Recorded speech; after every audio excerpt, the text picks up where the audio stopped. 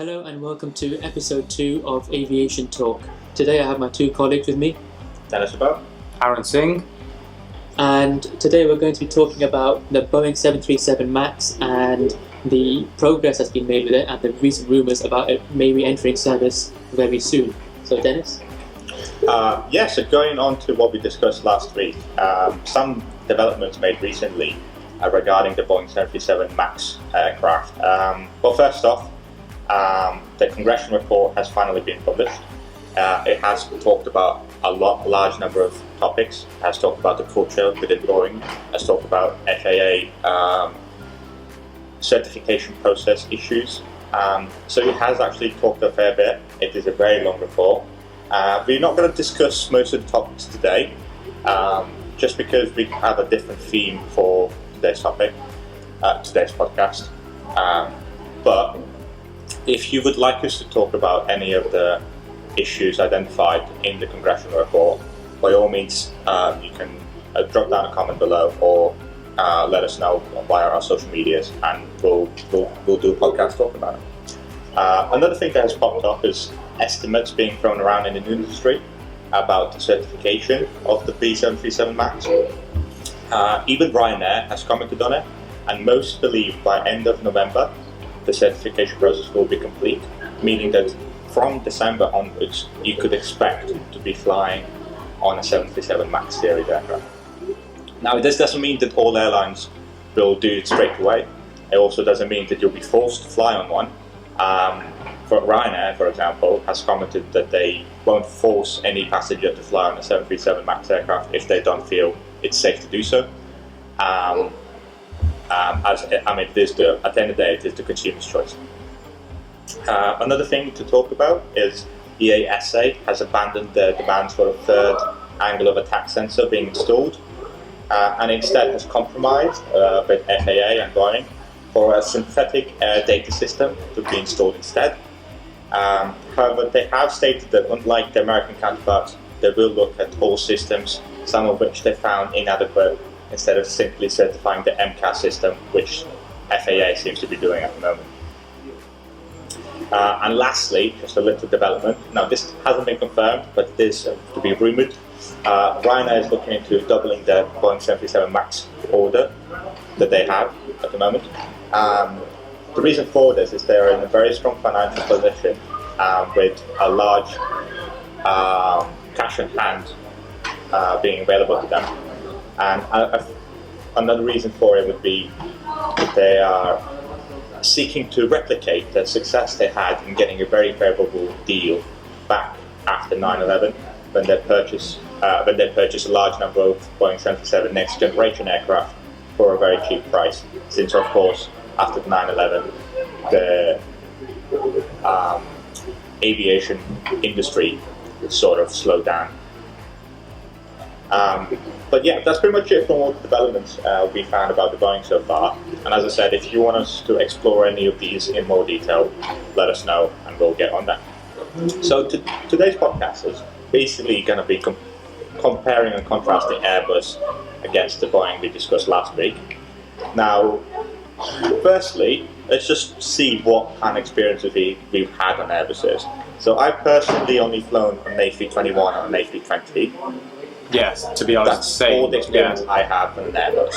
Anyone else? I've flown A320, A380, A350 and A340. So you're fairly experienced. Fair enough. Okay. And you're Same, A320 and A321. Okay. We are relatively biased in terms of the Airbus, as all of us have admitted that we prefer Airbus over Boeing, for one reason or another. But we'll try to be as impartial as we can be. So let's just start with the first topic then. Well, let's just say, you know what I'm sad about? It's the fact that I won't be flying on an A380. Then again, you think about it, they are thinking of returning the A380 back to service from the Birmingham to Dubai route. Well, Emirates never really retired them, but every other airline is retiring their B747 fleets and the A380 fleet. Have you ever flown on a 747? Nope. I've never been on a wide-body jet.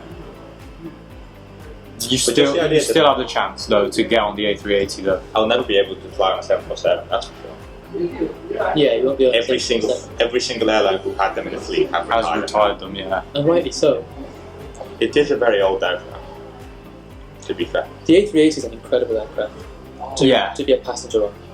That's the thing. I'm really sad that I won't be able to do that. By far the best passenger experience on the A380. It's the most comfortable, the most spacious, the roomiest. They have, what's it? So it's split as in tiered, like economy, premium economy. It depends what airline. You know, I've only been on an Emirates A380 and that doesn't have premium economy. Yeah. It's just economy downstairs. Okay. And then most of the A380s are business class and first class upstairs. But right, okay. The A380 to Birmingham is economy downstairs and a few other places as well. Economy downstairs and economy upstairs where first class would be, and then business class, so there's no first class. Yep. Okay, fair enough. But I heard that the service or the soft product and the hard product the Emirates offers for the economy is as good as other airlines' premium economy. That's the argument. True? That's the argument. It is. It's very good. You know, you've got the in-flight entertainment system is incredible, by far the best on the market. You know, if you fly Qatar Airways and stuff like that, they do very good service as well. It's sort of those Middle Eastern carriers are very good when it comes to the soft product. As far as the hard product is concerned, Emirates has a very young fleet, so the flying experience will always be pretty good with Emirates as far as the aircraft you're on is concerned. But yeah, I mean, if you go business class on the A380, there's a bar upstairs as well. Yeah. Which they've recently redesigned actually to make it more sort of you can sit there for long days. There's actually tables and stuff there. Whereas before it was sort of just like it was like a train kind of train carriage kind of bar kind of area. But now they've made it more sort of a social area. It's a bit better that way. And then first class has a shower and all that good stuff. Yeah. Yeah. Imagine like that.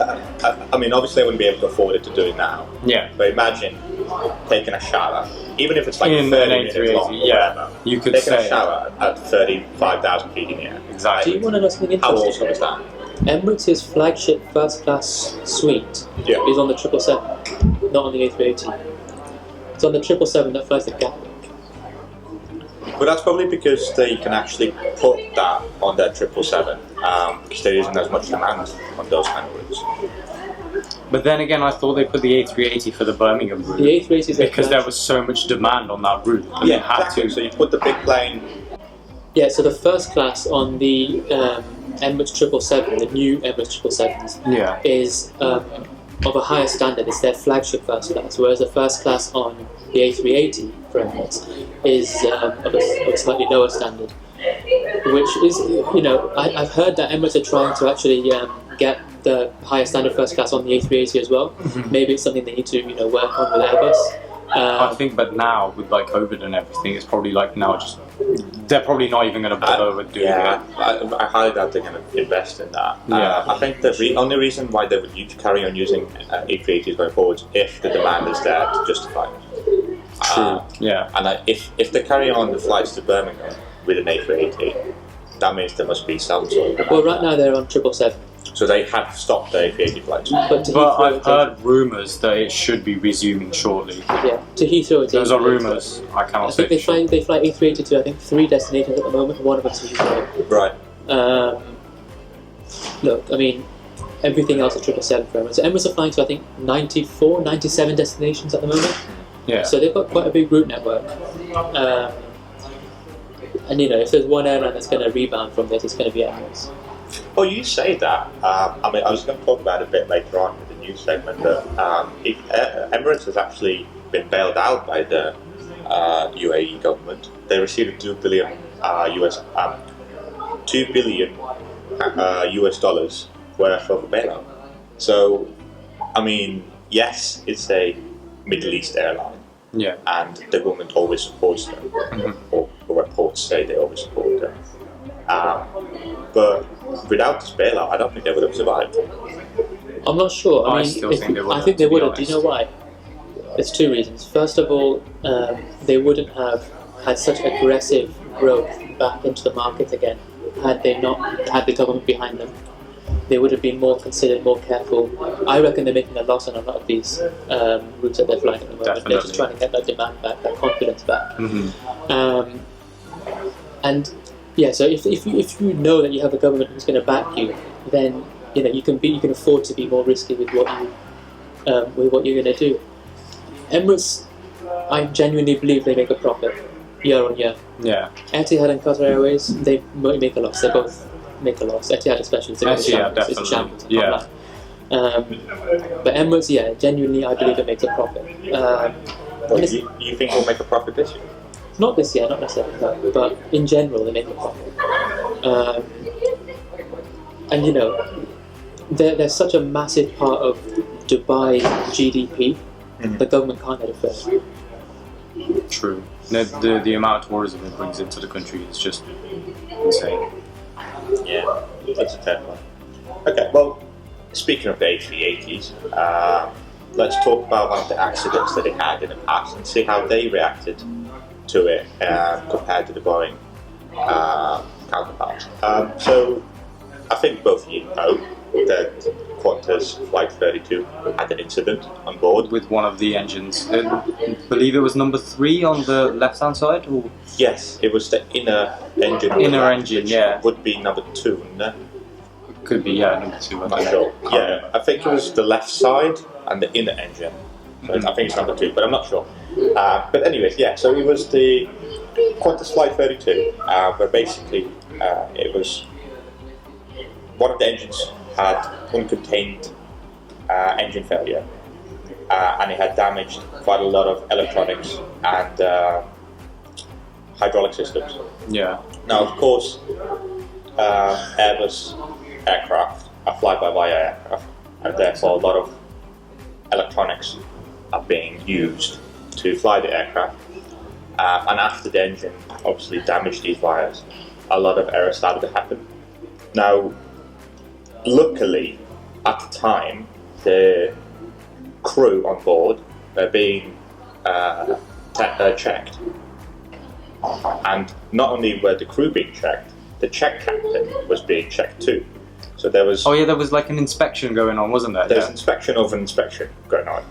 So there was 2, so obviously the captain, the first officer, then there was the chief captain testing both the flight crew, and then there was a check chief, or whatever the title would be for that, testing that person. So there was 5 people on board, basically who tried to resolve this issue. And luckily they succeeded, not a single person got hurt, and all safely landed. But, so knowing what happened during the accident, obviously you know that there was 5 crew members on the flight deck. Do you think the same outcome could have been achieved if it was only 2 of them? Yes. Why do you think? I think that because, first of all, it was one of 4 engines that went. So losing one engine on A380 isn't a massive liability. But then again, it's the aircraft is fly-by-wire, and even damaging like slight circuits on the aircraft could render like secondary and primary flight controls useless. Well, if the aircraft could have gone in alternative law, and they would still have maintained control, but yes, in what you're saying, there would have been limitations to what they could have done, because different hydraulic lines would control different surfaces. Yeah. And I think they did lose a lot of systems. In fact, the landing gear itself would not extend without manually lowering it, which obviously gravity does for you. But yeah, so just carry on with your answer.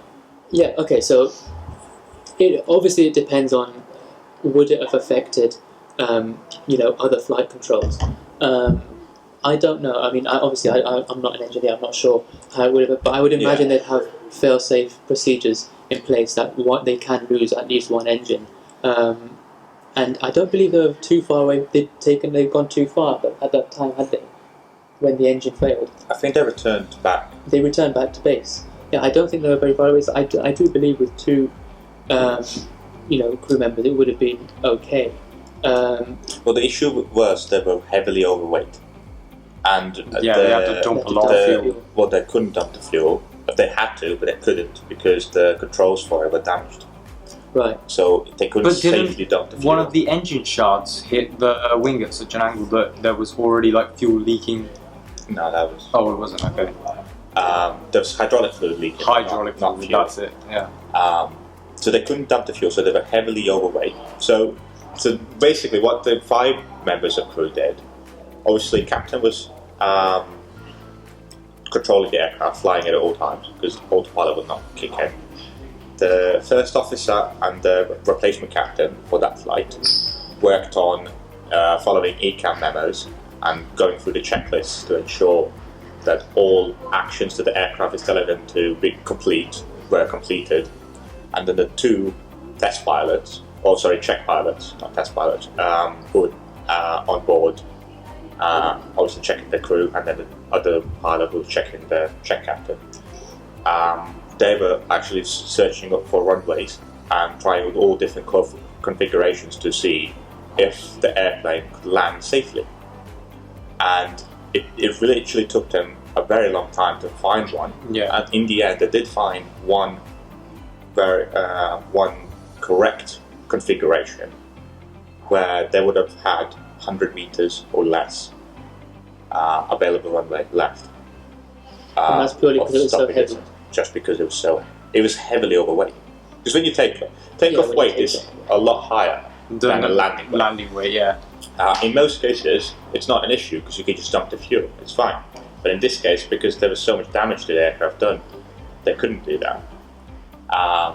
So bearing in mind that obviously they had to find the runway where to do it. Captain was obviously flying aircraft, and the 2 pilots were working on ECAM memos. Do you still think just the 2 of them could have done it, or 3 of them even? Yeah, I mean, at one point, didn't they contact Airbus about because there were so many?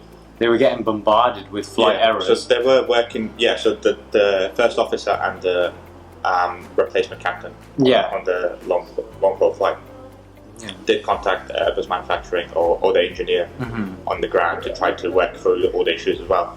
But I mean, it just shows how good the crew resource management was. Definitely done by the captain. It just shows how each member was assigned a specific task. Everyone was working together to solve the issue, and they knew what they and I mean, it worked out. But going back to the question again, do you think just the 2 of them, or even the 3 of them in this case, as it's a long haul flight, could have been able to achieve the same result? I think when it comes to the critical, the critical components that were damaged, it was still possible for them to fly. In a limited way, but yes. In a limited way, but they were still flying. Yes. So had it only been the 3 people, it might have taken longer to get to the same conclusion, but they would have gotten to that conclusion. So long as they were able to fly, which they were, I think they would have actually sorted it out. I think they were just able to do it at a quicker pace. I mean, they were heavily overweight, so they had enough fuel to burn for hours. So even if it was just 3 of them, once all the ECAM memos were actioned and the checklists were completed and everything, the 2 pilots could have got onto doing what the check captain did. Exactly. So yes, it would have taken way longer, but I think they probably could have done it, just the 3 of them as well. Yeah. It's a good point. Well, okay, that's fair enough. Why don't we move on to talk about a less... Okay. Right, so on go on. Wait.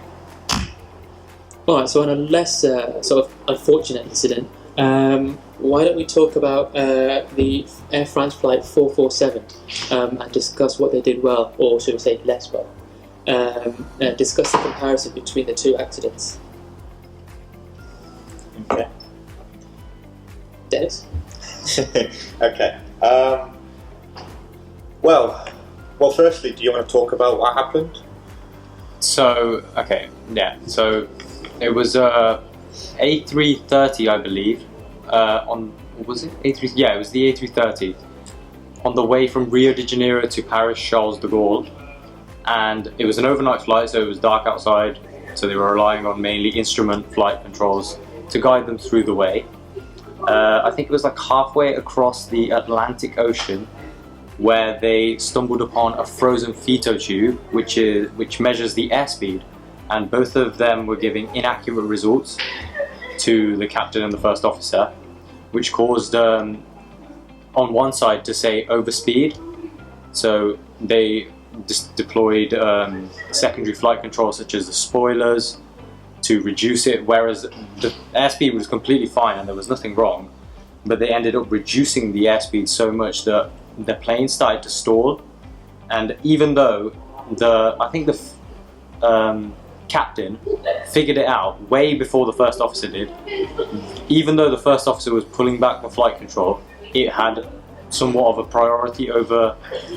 I don't think there was much of a priority. So with the flight control, not the... There's a lot of confusion on the flight deck between the two pilots and the replacement pilot. Because basically what was happening was, obviously as we explained, the photo tubes are frozen. Airspeeds did not match. They were being told that they're going too fast. They deployed secondary flight controls to try to slow down. But that didn't seem to fix the issue that the aircraft was facing. And by the end, the aircraft was actually saying they were stalling. And it was giving warnings that they're about to collide with the ground, or in this case, they were over the ocean. Those sensors were functioning perfectly because those were functioning perfectly well. So they were given conflicting information. They were being told they're going too fast and too slow at the same time. They had no idea what to believe. Now, in the end, the captain did the right thing and tried to level out the plane to recover from the stall. Recover from the stall.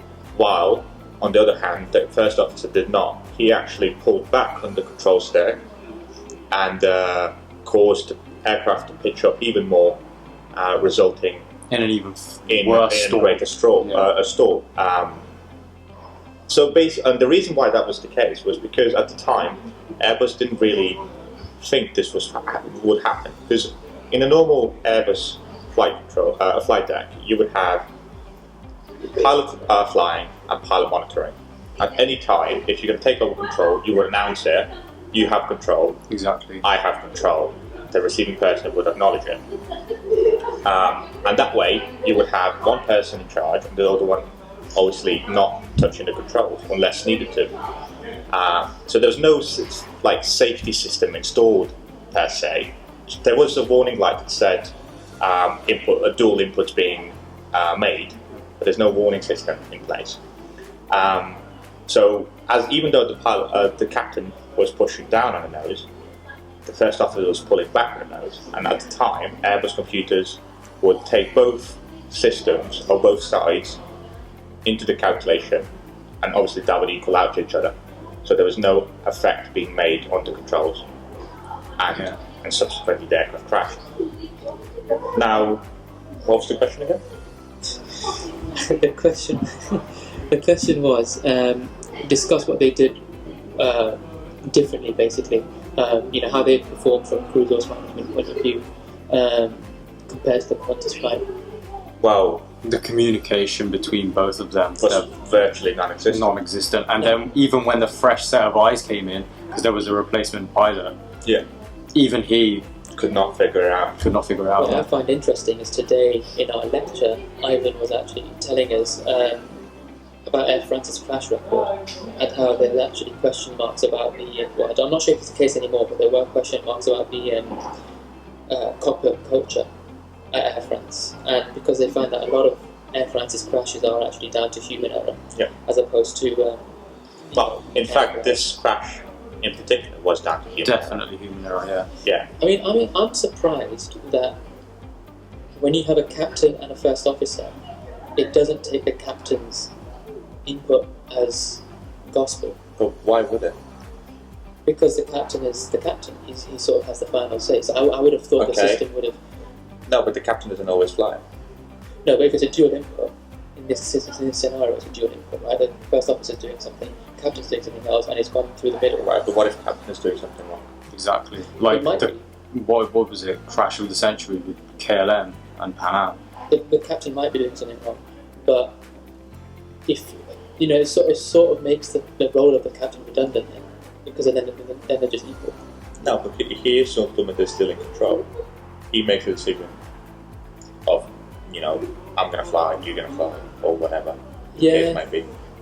You look at the checklist, we'll do this procedure, we'll divert to here, we'll land, or we'll carry on, whatever. Ultimately, he is piloting command. He's the verbal commander, but if the first officer chooses to ignore him, in this case, it would seem that way.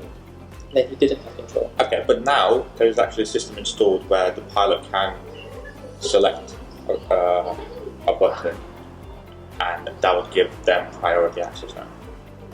Right. Priority control. And that was after the crash? That was after the crash was implemented. Right. Well, they have it then. So, yeah. I mean, I don't know. I just found that a bit surprising, but obviously they've tried to rectify that. Yeah.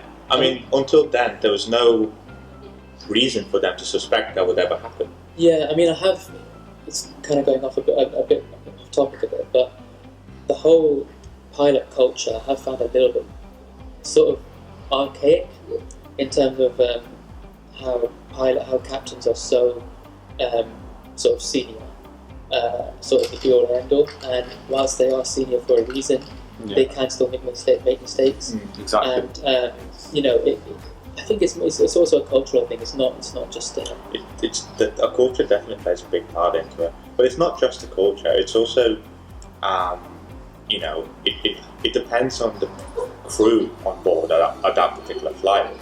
Because if you just got hired by the company, or just passed just got your frozen ATPL or whatever it might be, you just join the crew, and then you have a very experienced pilot who's flown for thousands of hours. You kind of, even if you notice that they might be doing something wrong, it's very hard for you to completely say to question them. Excuse me, you're doing this wrong. To say, is that the right course of action? To say, should we be doing that or something? You will most likely be like, I'm sure he knows what he's doing. Yeah. And just let him do what he's doing. While so that was obviously back in the day. It probably still exists to some extent nowadays. But nowadays, most airlines have specific modules in their training where they would teach great crew resource management, where they would teach how pilots should communicate at all times. Even if you're a first officer, inferior in experience or whatever it might be, if you think something is not right and you're not comfortable with it, you should always bring it up. You should always question it, because not only are you potentially saving everyone's life, saving everyone on board by correcting a mistake that a captain might have made, you're also at the very same time learning from it. Because if you question something and it was indeed correct, and you just mistakenly identify something as wrong, the captain would obviously tell you why that's wrong, and you've learned from that mistake. I mean, I think another good case study in this scenario is the Pan Am KLM incident. I mean, I think that's probably the benchmark when it comes to this kind of incident. It's clear that he was miscommunication. Yeah. Well, not miscommunication. It's actually it was an ego thing, really. Yes. To be honest, the captain was so. He was the chief pilot of the fleet. He was the most senior captain you could have on board. The first officer tried to question him, but obviously did not succeed. The captain just ignored the first officer and went for it. And then, was it everyone on board? Everyone on the KLM flight, yeah. Everyone on KLM but flight. Pan Am, I think a few people survived, including the pilots on board. Right, was it all pilots, or was it the captain on I can't remember if it was just. I can't remember if all of them died. All of them survived, but they sort of hit the middle of the plane. It hit the middle of the plane. Yeah. But it was just a recipe for disaster. Yeah, I mean, it was the worst air accident ever seen, really. Ultimately, there were many factors. There was bad visibility. Bad visibility. There was airport that none of them have ever been to. Exactly. So size issue, parking. KLM plane had taken. There was also the hours issue, because they were reaching the limit of their hours. Yeah, if they didn't take off in a very quick space of time, they would have to go back, pack up, and get a different crew to come fly. Exactly, which probably stimulated them to Yeah. get going. But ultimately, it boils down to the captain making the incorrect decision. Didn't follow the ATC instructions, essentially. Exactly, and then And I think that sort of was the cornerstone for what was hopefully a shift in culture. Sort of making things more open, allowing more discussions to be open between crew members, and there isn't single accountability. Everyone is involved. It's not just in the pilot industry. You see this everywhere, especially nowadays. You look at HR is becoming a massive part of once again, not just pilot culture, not just air crew, but it's coming everywhere now. Sort of spreading the responsibility across everyone and having a sort of a work environment where everyone feels involved, which I don't think was the case previously when it comes to the cockpit. No, definitely. Right, should we move on? Sure. All right. So now we've discussed these two scenarios. What do you reckon is better, the Boeing or Airbus philosophy? Obviously, the Airbus philosophy being a lot more automated, and the Boeing philosophy being a lot more manual. Well, Aaron, I'll let you take this. I honestly think the Airbus philosophy, because so out of the two accidents, Air France Flight 447 was pilot error.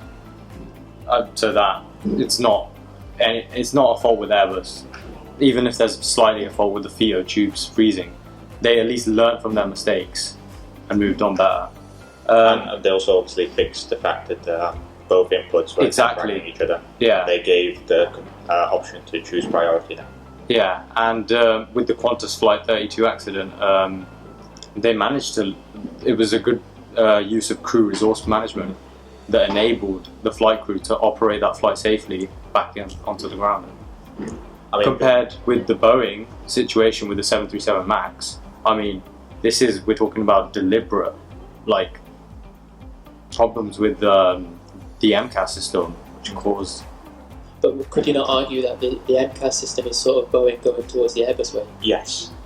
That's actually definitely. Yeah, that's the thing. I feel like, so in my personal opinion, automation is good. Automation ultimately makes it easier on the flight crew, makes it safer overall. Mm-hmm. However, if it's implemented wrong, it can go wrong. So, for example, with Air France 447, it wasn't implemented so that the captain, who was making the correct decision, could have priority, and therefore the crash happened. And on obviously the Boeing side, where they implemented the MCAS system, which is a form of an automation, they, it wasn't implemented in a good way or correct way, and therefore the crash happened there.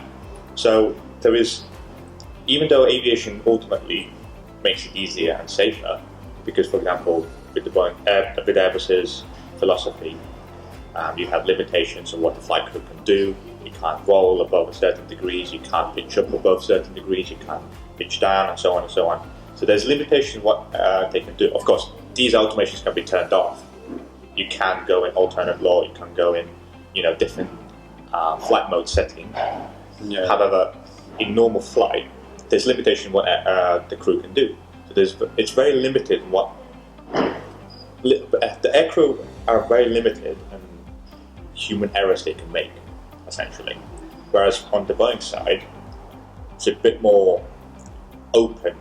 Exactly. A bit more, there's a bit more scope for errors to be made there, sort of thing. But this is actually why I prefer the Airbus, because the Airbus, it has the automated side of things. Yeah. But it can revert to the Boeing way of doing stuff. Which is always better, having redundancy. Having both, exactly. Yeah, exactly. If the technology doesn't work, you can move to the manual. But if you're Boeing, if you make a mistake, you're screwed. Yeah. If the technology makes a mistake, then once again it comes back to human. But there isn't as much technology to stop you from making that mistake in the first place. So I personally prefer the Airbus philosophy. When you look at automation, going back to the Qantas flight, when errors started to happen on the aircraft, because Airbus implemented ECAM systems and ECAM messaging, the flight crew didn't have to take out a massive book and go through numerous checklists. They literally just followed what the aircraft was telling them. They just went step by step on the ECAM monitor. The problems, doing the actions the ECAM was telling them, completing the checklist that ECAM was making them do, to resolve all issues on board. Okay, but the issue is, playing devil's advocate, you look at the 737 MAX incidents with the MCAS. Now, that was a piece of technology that went wrong. Yeah. And they were following the guidelines of what the technology was saying. They were saying that it was pitching too high. So they started to pitch it down. Yeah. Now, in the same case, if the Airbus had a similar issue where technology is telling them to pitch down, so they pitch down, and then they go into the ground, it's the same thing. If the technology is telling them to do the wrong thing, MCAS is fine. Like, the problem was the pilots didn't know how to use MCAS. Yes. Well, also the sensors. Well, okay, so the sensor caused MCAS to malfunction in the first place. MCAS, it's like VAR in football, isn't it? The VAR itself isn't the issue, it's the referee behind VAR. I like how you call it VAR. It's VAR. Yeah, it's just VAR. VAR? It's VAR. What is this? VAR. Exactly, there you go, VAR. Who says VAR? Okay, but anyways, going back to the topic. So, it wasn't really the MCAS that was wrong. Although the software itself was limited, it wasn't really its fault. The falsely installed angle of attack sensor that caused MCAS to malfunction. Now, because Boeing wanted to, we're going back up to Boeing, but let's just hear me out. So because Boeing wanted to obviously sell these aircraft as a next generation version of the next generation 737 aircraft. They were trying to make the training as small as possible. No flight simulator time involved at all. So they weren't really told much about MCAS. They weren't told that it's an automated system that you can only disconnect if you disable the horizontal stabilizer. None of that information was conveyed to them, and it's actually a very simple way to fix it. If you have so there's a checklist called a runaway trim, where basically the aircraft trims itself without any reason to do so, making it uncontrollable. Now, it's a very simple way to fix it. You follow down the checklist. There's different steps you do, but one of the steps is to select two switches to stabilizer cutout. Now, this disables all horizontal stabilizer movements or automated inputs into that. Now, just switching those two switches would have solved MCAS. I have a question. Yeah. If it was so simple, if the main issue was that the pilot training wasn't there, why have they had to ground the plane for so long? Why not just train the pilots and then let them fly again? It was because the system itself, there was no redundancy to it. And there wasn't... Because it wasn't that sort of optional extra, supposedly, of the third sensor wasn't ticked. There was no... So EASA was originally asking for a third sensor to be installed, like the Airbus planes do. But, of course, they kind of backed down because Boeing and FAA kind of persuaded them to instead opt in for a synthetic air data system, which basically calculates incoming angle of attack information from both sensors that are already on board the aircraft, and then make a decision. If there's conflicting information, it's wrong, and obviously MCAS should not be activated. That sort of thing. Obviously, it's a bit more complicated than that. That's just simplifying it, but that's the situation there. But yeah, so the reason why it had to be grounded not only was because they had to test it again fully, they had to recertify all the components and aircraft, and then of course do the flight training for all pilots. Right. So that's why it's taken so long. It says, so it's estimated to be certified by the end of November. Yeah. And then return into service again? Pretty much, yeah. Once it's certified... Do you reckon that will get pushed back again? Well, that depends on the airlines. Once it's certified, there's no reason airlines can't fly. So this raises the question, would you feel comfortable flying on the 737 MAX in a few months' time? Yes. You would? Yeah. What about you, Aaron? I think I'd take 2 or 3 years to see how it's like performing. My lord. No, but again, I know a lot of people saying it will be the safest aircraft possibly in the skies because it's been through such a rigorous process. It's just me. It's just me. but also now all the pilots know what MCAS or how to fix MCAS. So this actually can, in theory, happen again. Never say never, Dennis. Yeah, well, I don't want to jinx anyone, not on the word, but like Touch wood, yeah. basically, Knock on the wood. shut up. It's touch wood. Yeah, it's touch wood. Yeah, That's a solid one. but Screw the shopping centre. We don't need to talk about that. Shamelessly plugging in their merch. but yeah, I think it's safe enough to fly. I don't see why you wouldn't. Alright, so What was Fayaz's topic? Well, I mean, what do you think? would I go Yeah. with something? I would be indifferent. If I had to fly the 737 MAX, I'm not going to say no. You know, if it's the only aircraft going, then I'm going to go there. I suppose I'd rather fly another aircraft just for a while at least to Rather. So it's like, yeah. But you know, at the same time, yeah. I mean, look, the Smiler crashed in Alton Towers. Yeah, to be fair, like a lot of people went back like the next A week later, I Yeah. was on the front of the Smiler. So, you know, it's going to be safer than. Then again, has there been any incident with I'm the pretty Smiler? sure there was another incident afterwards as well. Yes, it was on the news. Yeah. What is that? Yeah, shortly after there was another incident. Oh. I can't remember if I was after the first. But it wasn't as fatal as the one that happened. The first one wasn't fatal. Yeah. The first one just. No one died, People but, lost their legs. but they were maimed. But you think about it, I mean, legs are gone. that's as bad as it goes for roller coasters. Pretty Like, much. if you lose a body part, I don't think you had a successful roller coaster ride. unless you're on tour. Yeah.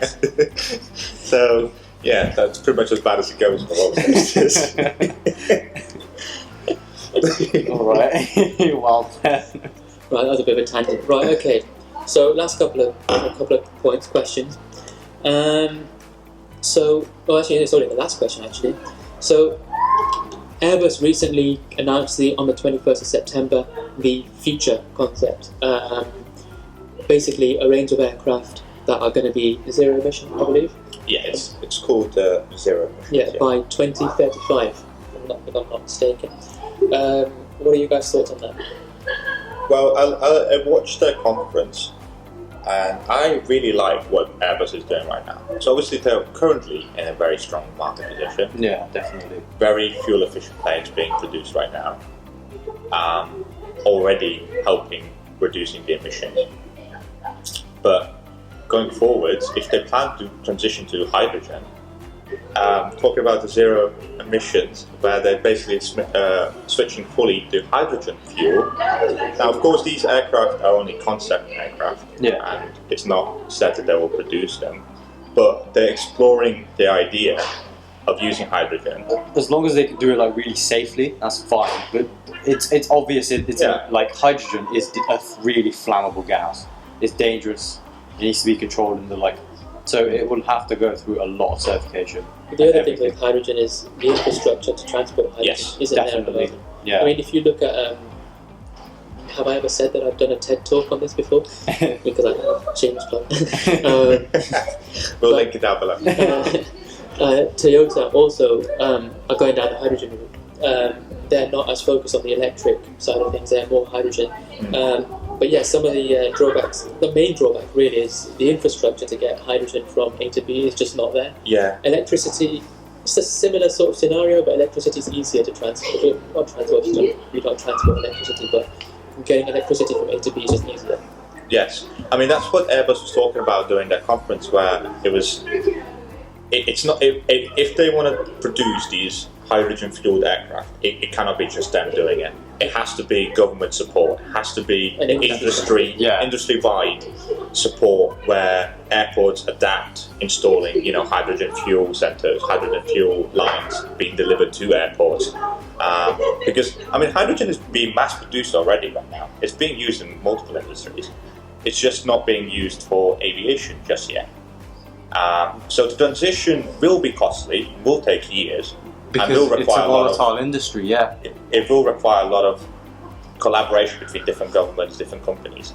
But it can ultimately be done. And if it means there's zero emissions being made from these industries, I don't see much of a downside. Yeah. I'm not 100% sure on this, but I think the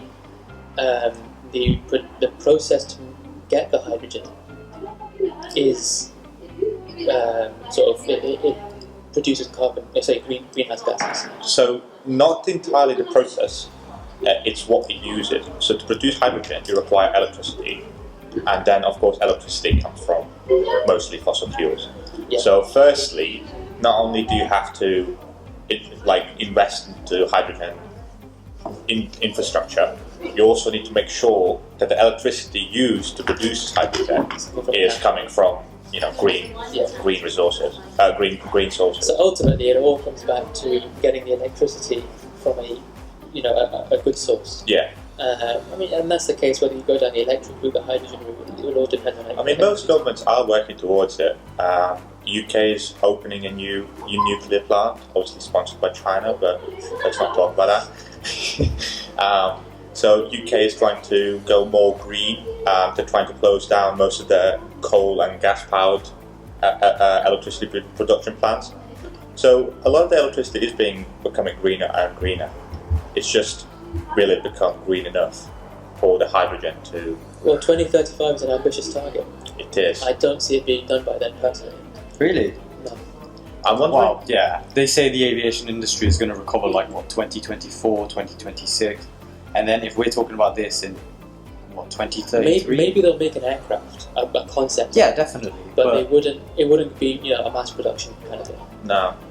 Well, it depends. If some big airlines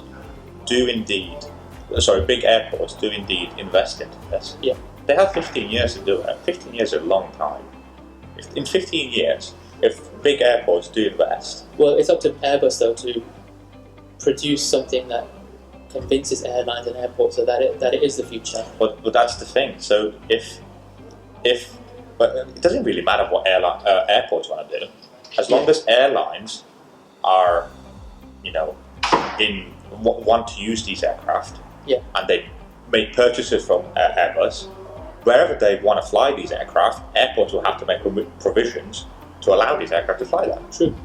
Of course, it won't be that easy, as in Wizz Air saying I want to fly to London with my hydrogen plane, and London Luton will be like, okay, sure, we'll spend billions of pounds in investing into it. It'll be a bit more back and forth talk kind of thing. Yeah. But ultimately, if airports want to survive going forward, they will have to make provisions to allow these green concept aircraft being provided for.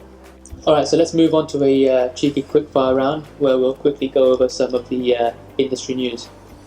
So JetBlue is looking into starting some transatlantic routes. There are rumours that it will be between New York and London, as well as Boston and London. So these routes will be serviced by the long-range version of the A321 or the A321LR. However, this hasn't been confirmed. But the rumour suggests that it will start late 2021.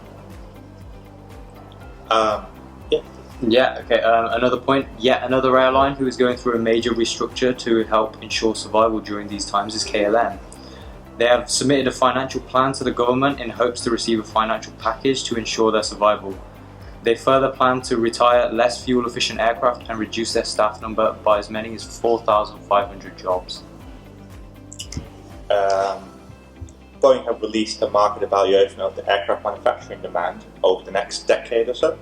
The demand, the estimate that they produced says that there will be a demand for up to 18,350 commercial aircraft, which granted is an 11% decrease compared to 2019 market evaluation that they did. Nevertheless, the projection is still valued at $2.9 trillion US, which is a lot of money for a 10-year span. Was this pre-corona? This is now. Wow. Projected now. So in 2019, they estimated 11% more than they do now. So it has slowed down a little bit due to COVID-19. Yeah. But not by much. And Lastly, just Yeah. So we touched on this earlier on, but Qatar Airways and Emirates have been granted a $2 billion bailout from their governments. okay. So now for our sponsor. So this is the part where we will do a host ad read. So if you want to have your company, product, or event advertised to a growing audience of listeners, then email us at aviation.su@uni.coventry.ac.uk. This week, we wanted to advertise ourselves and our society. Do you like aviation? Do you like trivia quizzes and winning prizes? Do you like having fun discussions and to stay up to date with the latest industry news? Well, then the CU Aviation Society is for you. We have all of the above and more. Go to www.cusu.org/society/aviation or click on the link in the description below to sign up today. Another company we want to give a shout out to is Alma Aviation. So are you interested in piloting and fixing aircraft or helicopter? Would you like to obtain your own PPL? Well then, the Alma Flying Academy is the one for you. They are based out of the Coventry Airport and offer industry competitive pricing for all their flying experience lessons and aircraft rentals. Go to www.alma.co.uk to find out more. We also like to say that for all of you who are signed up as a full society members, you get exclusive discounts as we have reached a sponsorship from them. So that's www.alma.co.uk. So thank you very much for listening to Aviation Talk. We'll be back next week, hopefully. Once again, me, Dennis and Aaron, and we'll be talking all things aviation. Thank you. Goodbye. Thanks, bye. Alright guys, and lastly, can you please follow us on our social media pages? So that is Instagram and Facebook, which is CUSU Aviation Society, and also please subscribe to our YouTube channel, which is probably where you're listening to this, to be fair. So just say subscribe and maybe the like button. Thank you very much.